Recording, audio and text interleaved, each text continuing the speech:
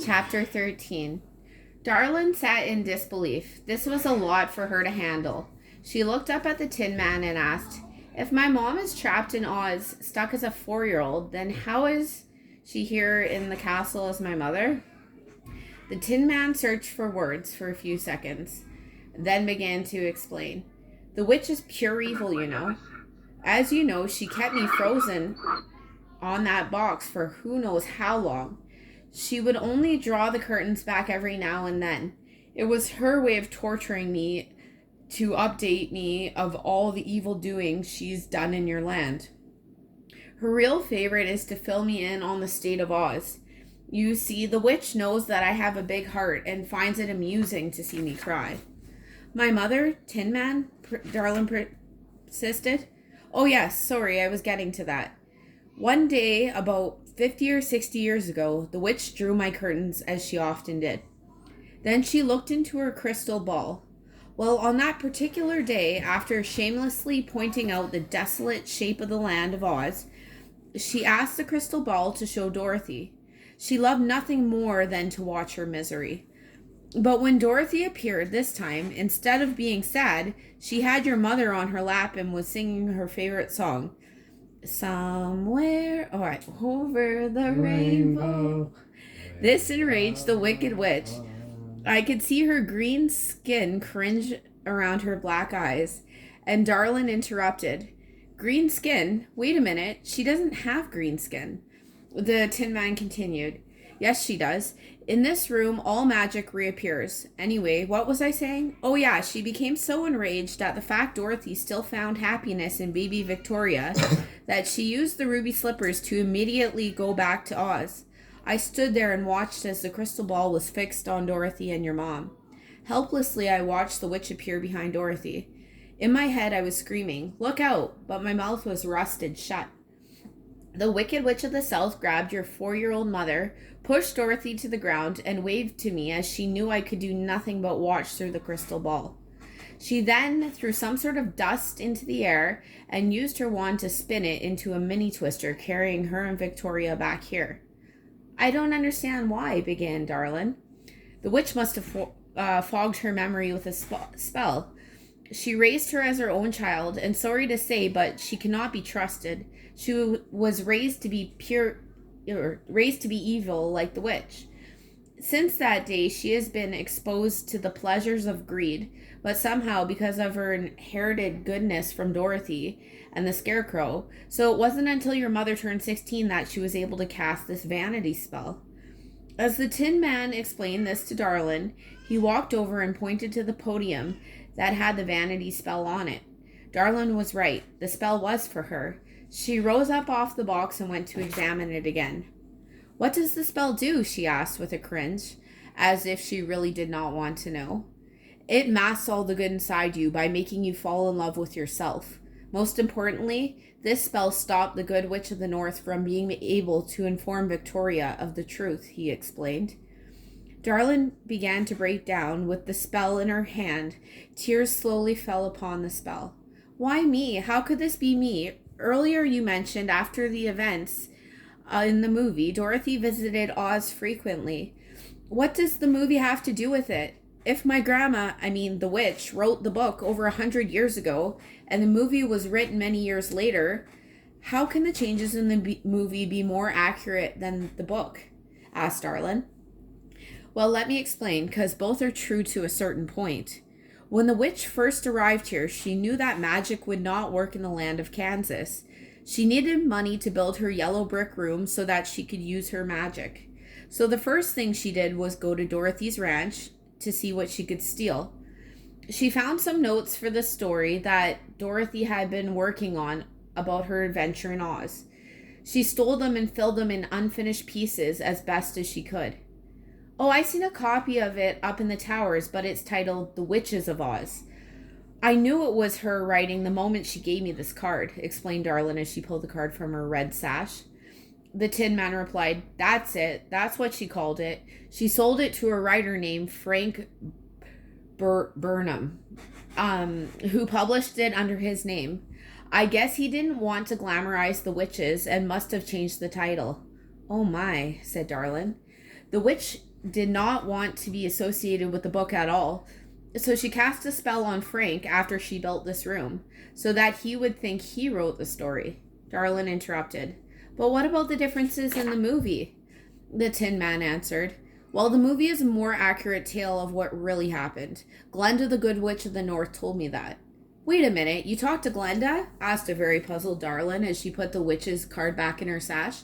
Well, not exactly. She talked to me. I was unable to talk back due to my frozen state, he explained. Darlin, still in disbelief, asked, how? A little frustrated, the Tin Man walked across the room and said, you see this? He pointed over to the red-covered globe, then continued, that's the crystal ball I was telling you about. Sometimes, after the witch uses it, she forgets to cover and leaves it off. Once in a while, when she's not around, Glenda appears to me. And how is the movie more true? Asked Darlin. Glenda said it was the lion who set the record straight with the movie. He was the only one who knew about our songs, the poppies, and a few other things that were left out of the book, he explained. The lion, Darlin echoed. Yes, the lion. Glenda told me that the lion was pulled into the twister along with me, but somehow he managed to escape before the witch knew he came through. Glenda had a hard time locating him. She searched for many years. When Glenda seen the movie, she realized right away from the songs that he must have had something to do with it. Eventually, she found him living as a writer in Hollywood. In your land, he became a regular man who believed he lost his courage along with his magic. Afraid to confront the witch, he moved to Hollywood, the place where dreams come true, and began a life, he explained. So he became human. That means if you left this room, you'd become human as well, said Darlin. If I were to leave this room, I just don't know what would happen to me. I am more magical than a munchkin. I might just turn into a refrigerator or a beehive, said the Tin Man, concerned. How did my the witch, end up so rich? Asked Darlin. You mean the witch? She used her invention spell to create things to sell. She says money is what makes this world go round, answered the Tin Man. Darlin gasped in disbelief. 24 hours ago, she was a normal, well, not quite a normal teenager, and now she was the granddaughter of Dorothy and the Scarecrow, talking with the Tin Man in a magical room. This would be a lot to take in for anybody. She was unsure if she was up to the task. Darlin watched as the Tin Man worked in his newly oiled joints. Darlin then said, Nobody will ever believe this. What can I do? I'm just a girl. This is helpless. I know everything there is to know about the Wicked Witch of the South. She is constantly talking to herself, even when the curtain is closed. I can still hear her thinking out loud. She's used the invention spell to create all sorts of things. In fact, she was just in here the other day, and she mentioned how well her new Swiffer invention was doing. We can do this together. Then he turned his head towards the cauldron and said, Darlin, she's planning to cast this spell on you. I know, Darlin questioned. The vanity spell, the same one she used on your mother, the Tin Man answered. Darlin followed the Tin Man around the room and asked, Well, what's your plan? What are we going to do? The Tin Man said as if he had an idea, Oh, I know. We'll ask Glinda, the Good Witch of the North. He walked over to Disco and began to pat her on the head. I've watched you, little Disco. You're such a cute little doggy. You're just like Toto. When he got up, you could really hear the squeakiness of his knee joints. Darlin immediately ran over and oiled his knees some more. Hey, Tin Man, can you sing If I Only Had a Heart for Me, Darlin asked. The Tin Man smiled and responded. Bang on my chest if you think I'm perfect. Go ahead, bang on it. Beautiful. What a nickel. It's empty. The tinsmith forgot to give me a heart. No heart? No heart. All hollow. When a man's an empty kettle, he should be on his mettle, and yet I'm torn apart. Just because I'm presuming that I could be kinda human if I only had a heart. I'd be tender, I'd be gentle, and awful sentimental regarding love and art. I'd be friends with the sparrows and the boy who shoots the arrows if I only had a heart. Picture me a balcony, above a voice sings low. Wherefore art thou, Romeo? I hear a beat. How sweet just to register emotion, jealousy, devotion, and really feel the part. I could stay young and chipper, and I'd lock it with a zipper if I only had a heart.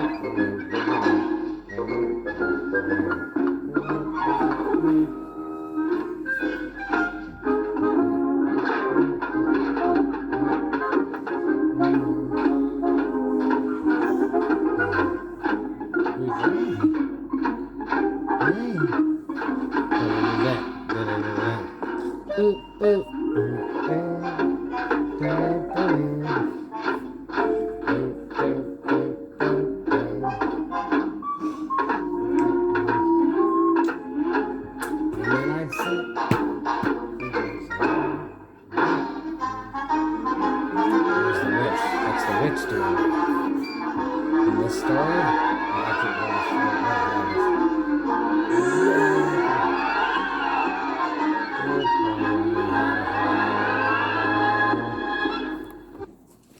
After the Tin Man sang and danced the entire song, Darlin laughed out loud when he actually did the part where he banged on his knees, legs, and chest and blew smoke out of his spout. Her and Disco watched with great joy as he defied gravity by leaning over in the movie. At the end of the song, he tipped over running backwards and landed on the stool by the entrance door. "I still need a little oil on my ankles. I guess I still am a little rusty," he said. Darlin laughed and walked over and oiled him. "How do we talk to the Good Witch of the North?" Darlin asked.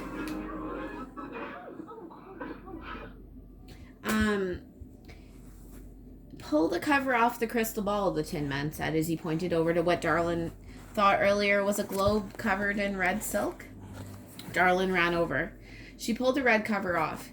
Soon they were both staring at a clear glass ball 3 times the size of a basketball that was set in a dark wood frame. As the two stood in front of the crystal ball, the Tin Man began to chant, "Glinda, good witch of the Glinda, Glinda, good witch of the North, hear me, see me, channel me." Suddenly, the clear ball began to fill with red satin smoke. Swirling amongst it, a face appeared. Darlin's jaw dropped. It was Mrs. North, Darlin's teacher from St. Mary's. "Darlin, Tin Man, are you okay?" the lady asked. The two said, "Yes." Darlin continued, "Miss North, you're Glinda the Good Witch of the North?" "Darlin, I've been watching over you your entire life, using all the power I could to muster up to try and reach you. You're the only one left in your land that can use the ruby slippers. I wish I could have told you directly, but there was so much to risk. If you can recall, I first appeared to you when you were 3 years old. Remember when you pulled the cover off this crystal ball and I appeared to you?" Darlin shook her head in awe, remembering of how she was so frightened that day. She had forgotten all about the incident until yesterday, when she first seen the castle and she was flooded with all the emotions she repressed from that day. "When you were in grade 3, I appeared as a storybook lady, Mrs. Northington. Remember me reading you The Wizard of Oz? I was trying to open your mind to the possibilities of Oz. But you were too close to your mother back then. My magic is very limited. It only allows me to pop into your life a little at a time. I appeared again at your grade 7 summer camp. Oh yeah, when I first seen you at St. Mary's, you did seem oddly familiar, or frailer," added Darlin. Darlin could see now see her teacher clearly as day in the crystal ball. Miss North was in a silver gown, swirling her wand, just like she did in class. Glinda continued, "Remember Madame Nordra? I showed you the movie and had you star as Dorothy in the play. You see, both the Wicked Witch of the South and myself were unable to use our magic on you. Your heart is too pure until you turn 60, until your 16th birthday. As you grew older, I was able to appear a little longer each time. The witch's biggest mistake was she tried to keep you as far away from her secrets until your 16th birthday. What she did not realize was that I have been with you every step of the way." "I suppose that's really a wand you're swinging about in class," Darlin interrupted. Glenda laughed and said, "Yes, as you grew closer to your 16th birthday, my magic started to increase dramatically. I cast a dreaming spell on you in class, trying to open your mind. I'm sorry, but it was important to pique your curiosity, to encourage you to investigate and lead you to this moment." "I thought I was going crazy these last few days," Darlin muttered. "I thought spells won't work till I'm 16, Darlin asked. "This is not a spell, it's more like a suggestion, and you are almost 16. Darlin, the land of Oz is in dire straits. The yellow bricks in the room are the magical life force of Oz. Our land has been left in complete famine and drought.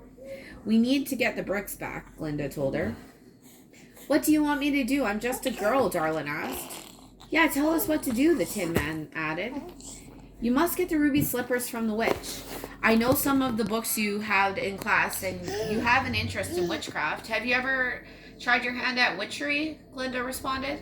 "We played around a bit, but we were just playing," Darlin answered.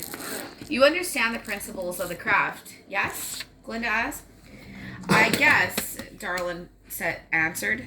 "Good. I need you to go over to the witch's spell book and find the spell Cyclone Riding," Glinda said. Darlin went over to the spell book and found it right away. By the way, this is Darlin here. Darlin Deer Gospel Snow. Now you must go over to the ingredients and make sure everything you will need is present, Glinda explained. Darlin walked over to a cabinet. She started going through the inventory that was in an old wooden china cabinet. The cabinet was filled with many small jars, all with odd names. On the other side of the room, the Tin Man explained to Glinda what he knew about what had happened 100+ years ago. Up until now, they had not had a two-way conversation. Darlin found bottled wind, soil of Oz.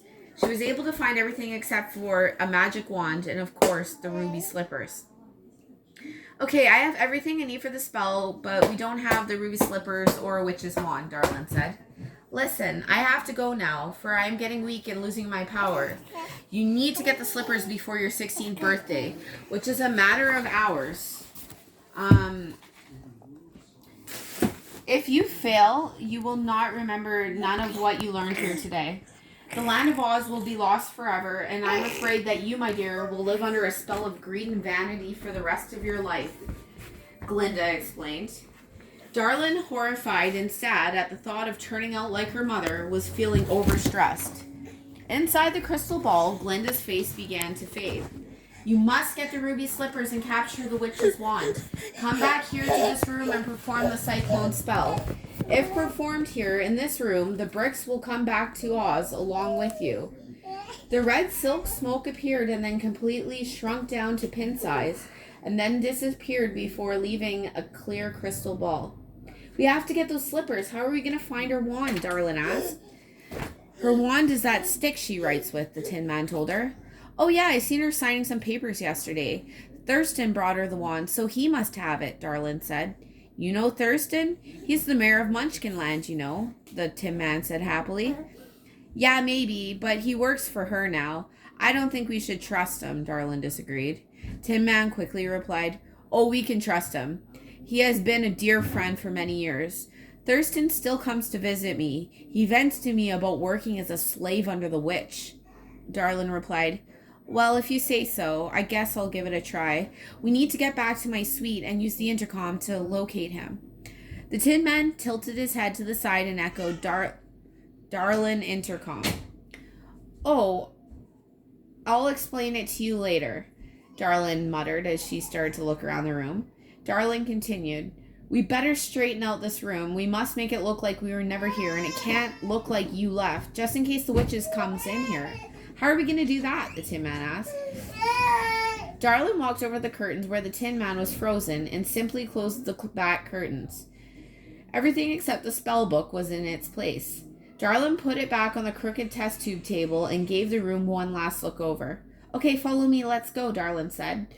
Darlin noticed the Tin Man didn't move when she started to walk towards the entrance to the passage. Darlin, what do you think that I will look like without magic? The Tin Man asked reluctantly. Darlin answered, I don't know, but there's no time to waste. We must get those slippers. My birthday is in a matter of hours. Darlin pulled the Wizard of Oz book on the shelf next to the passage.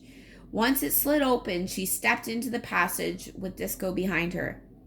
The Tin Man stopped at the passage opening, reached his hand out into the passage. As soon as his hand passed through the magical barrier, all the metal skin disappeared and became human. The two stood in amazement, staring at the magical transformation. Then the Tin Man closed his eyes, stiffened his jaw, and jumped into the passage. He wasn't even on the ground before Darlin complimented, Wow, you look great. The Tin Man examined his arms and his body. His hand made it on top of his head. He laughed at the new tickling of new hair. My spout is gone, he gasped. He brought his hands back down to his chest to feel his new body. Then said, I can feel my heartbeat. How sweet. Darlin handed the oil can to the Tin Man. We have to hurry. We don't have much time. The Tin Man nodded in agreement, and they headed down the passageway with Disco and Darling in the lead. Just after they passed the part of the passage where the passage split, the Tin Man said, I always hated witches' castles. They're always so dark and dingy. Don't be scared. We're just going to my room right now. We need to think of a name for you. Darlin started as she made her way down to make shift rock climbing stairs. How about Tin? The Tin Man asked. It's perfect. There's no way we will forget. We'll tell whoever we run into that you're Disco's dog trainer and you stayed to work with Disco after the party. My suite is just around the corner. Wait, here, I make it... Sorry. My suite is just around the corner. Wait here, I make it... To make sure I make it clear, asked Darlin. Sorry. He stopped and waited in the passage while Darlin and Disco disappeared around the corner. Darlin was happy to see the entrance was closed. Darlin found the lever that opened the bookcase. Once in the room, Darlin was relieved to see her suite was undisturbed. She went to the main door to listen if anyone was in the hall. Once satisfied that the coast was clear, Darlin went back to the passageway and whispered loudly, Okay, the coast is clear. A few seconds later, Tin Man appeared. Darlin turned on the lights in the room, and for the first time, the Tin Man seen his human reflection in the mirror. Wow, do I look good or what? The Tin Man asked. In his human form, the Tin Man had dirty blonde hair, bright blue eyes, and was dressed in jeans with a red plaid shirt. His uneven, receding hairline made him look distinguished and handsome. You look like a lumberjack in that outfit, Darlin giggled. Is that bad? He asked reluctantly. Darlin answered, No, here in Kansas you would be considered a real hottie. Darlin turned around and walked towards the fireplace, then said, I'm going to use the intercom to call Thurston. When she got to use the intercom, she pressed the button, and a few seconds later, a man's voice reverberated. How may I help you, my dear? Darlin knew right away by the voice that it wasn't Thurston's. I'm looking for Thurston, my grandmother's aide, she said. Thurston's out front of the castle dealing with some patrons of your party. If you like, I could go get him, said the new voice. Darlin cut him off at that point and said, Is my grandmother with him?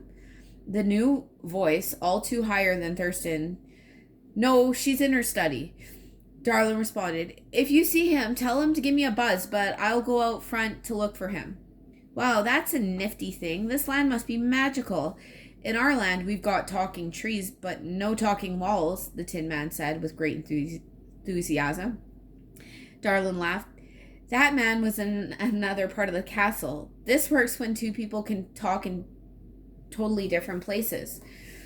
The Tin Man nodded his head that he understood, but still looked mesmerized. So Darlin continued, "You know how we talked to the Good Witch of the North through the crystal ball? She's in Oz and we're here. Well, this is the same thing, but we have wires that connect it. Put the oil can and the axe under the bed and grab the leash on the nightstand," Darlin said as she pointed to the bedside table. The Tin Man complied with great speed, then danced his way back to Darlin with Disco barking about at his feet.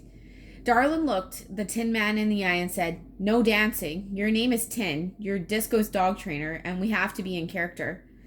The Tin Man nodded, then left the room, shutting out the lights. The three looked so tiny in the giant hallway. When they got to the elevators, Darlin told the Tin Man, "Don't worry about this device. Lowers us down so we can get into another level in the castle." The Tin Man responded, "I know what an elevator is. I'm not the Scarecrow. I do have a brain." Darlin smiled and said, "I just didn't want you to be scared." When the elevator doors opened, the Tin Man started to wave to the little person. Darlin gave him a slight elbow to stop him from giving himself away.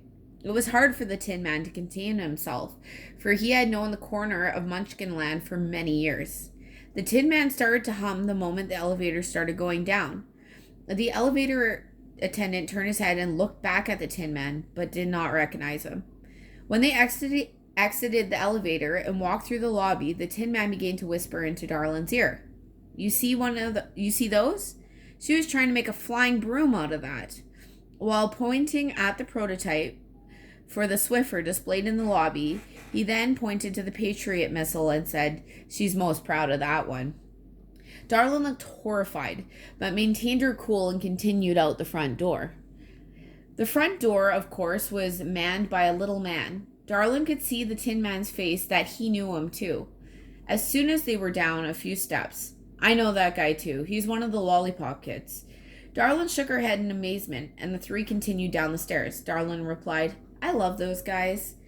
When they reached the bottom of the stairs, the Tin Man said, "Oh, I can see Gretel's still alive. Her hedges are a dead giveaway. She made that hourglass one back in Munchkinland years ago." "We need to find Thurston. You take Disco and go that way. I'll go this way. If you see him, don't talk to him. Just come to me," Darlin said, while clipping the leash on Disco's neck and placing her at the Tin Man's feet. The two went their separate ways. The Tin Man walked along the front of the castle towards the outer wall. There was a lot of people in the courtyard, and he was recognizing a lot of familiar faces. Suddenly, Disco tugged hard and the Tin Man dropped the leash. Disco bolted behind a couple of bushes with the Tin Man in hot pursuit. When he turned the corner, he couldn't believe his eyes. Take a break.